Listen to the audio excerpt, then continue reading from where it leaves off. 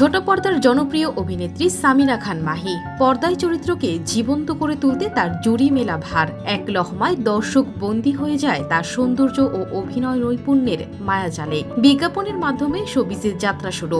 নাটকে অভিনয় দিয়ে অল্প সময়ে জনপ্রিয়তা অর্জন করেছেন। সম্প্রতি অভিনেত্রীর একগুচ্ছ ছবি সামাজিক যোগাযোগ মাধ্যমে জোর আলোচনার জন্ম দিয়েছে।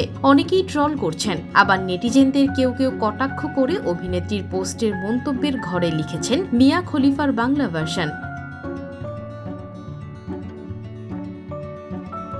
নেটিজেনদের এমন বিদ্রূপ মন্তব্য নজর এড়ায়নি অভিনেত্রীর। নেটিজেনদের মন্তব্যের এক জবাবে পোস্টে অভিনেত্রী লেখেন, একজোড়া চশমা দেখে কারো কারো ভিন্নভাবে মনে হতেই পারে, কিন্তু আমার জন্য এটা শুধুই অফিস লুকের অংশ। প্রতিটি পোশাক বা ভঙ্গিকে অপ্রাসঙ্গিকভাবে দেখার প্রয়োজন নেই। স্টাইলকে তার মতো করেই উপভোগ করা উচিত।